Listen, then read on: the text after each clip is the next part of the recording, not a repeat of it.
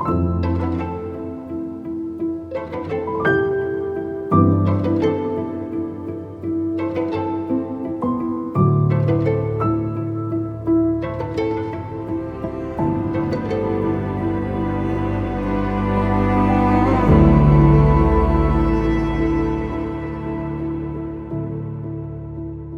I have no idea if this will work or not, but I'm going to try.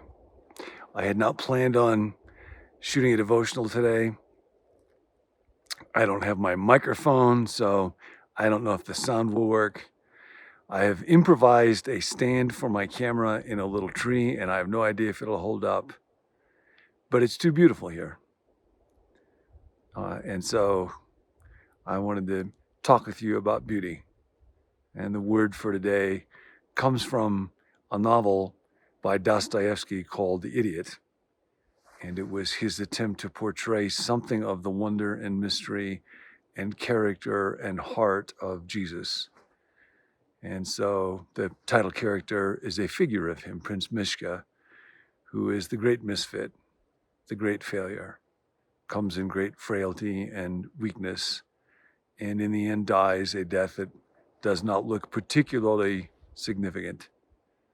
And there's something underneath his story, through the whole story, about the power of love and the purity of love that has gripped people now for close to a couple hundred years. And there's a line in the story in particular that's very powerful that says, "Beauty will save the world." I'm in Colorado. I got to speak to a group that includes my good friend from Seminary Murray and Howard, and a church in Texas that for some reason came to Colorado to meet. And I didn't know if I'd get to do stuff like that again. And it makes me so grateful. And I'm in what I think are called the Sangria de Cristo Mountains. And that stands for the blood of Christ. And there's a stream of snow runoff that is rushing. I don't know if you can hear that. There is wind. I don't know if you can hear that. But it was such a holy place and such a holy moment.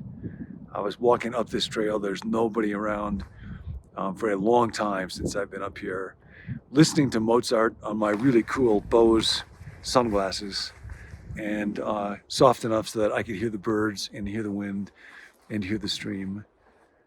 And it was one of those moments when it is so terribly clear that whoever is behind beauty like this must be a magnificent being of unspeakable imagination and goodness. And I thought of a statement that Dallas Willard makes where he says, goodness, where he's talking about beauty, and he says, beauty is goodness made manifest to the senses. Beauty is not an accident, although it pops up in the strangest places. Beauty is not simply a matter of personal taste, although God knows that ranges widely enough amongst all of us. But there is something inside every one of us responds to beauty because God has placed beauty in his world.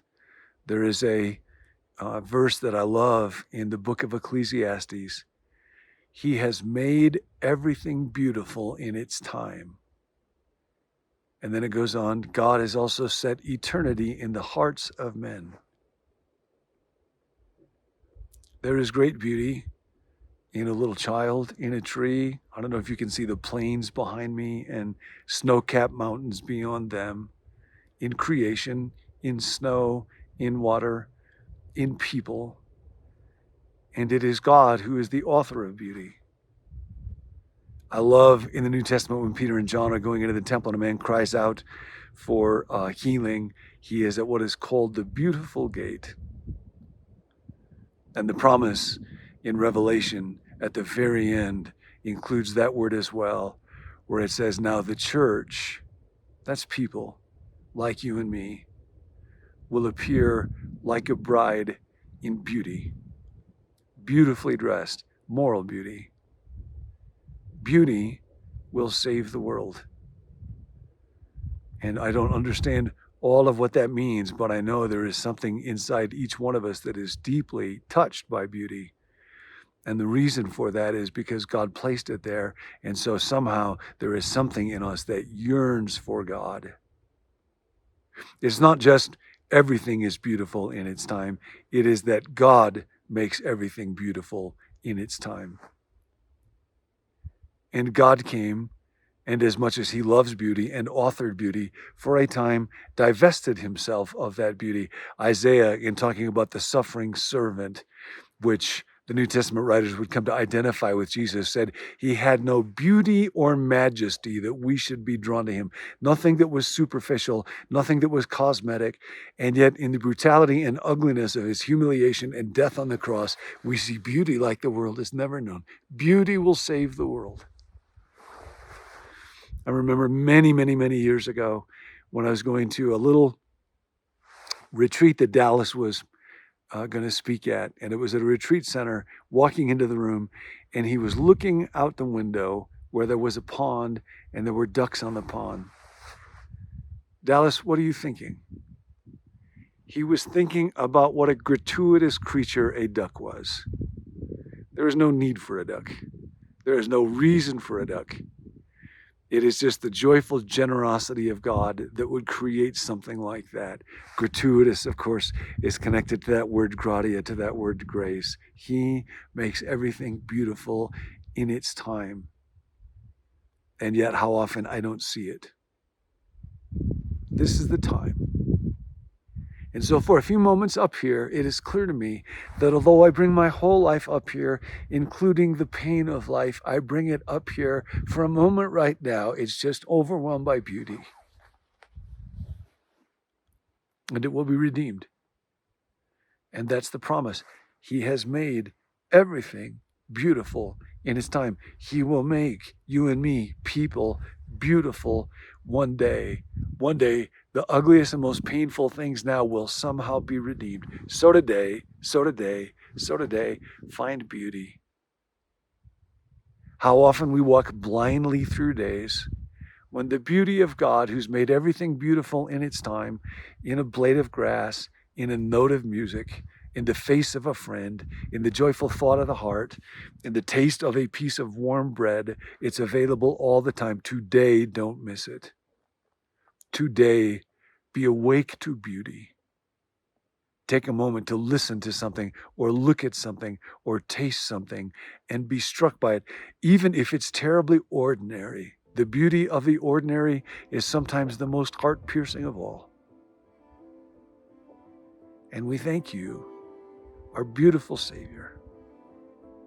I was having a conversation yesterday before I came with a woman. She and her husband have going through unbelievable pain. I have such admiration for them both. And there has been an internal pain that at times has made it seem like life is just not worth living. And yet somehow there is the courage to continue to go on. And I just had this sense, talking with you, you know who you are. We are this real fragile, frail little community of the withered hand. And yet somehow there is a beauty in that. And there is a beauty in the way that as we talk to each other and pray with each other and learn from each other, there's a strength in all of us together that none of us alone have. Beauty will save the world. That's the word for today. See you next time.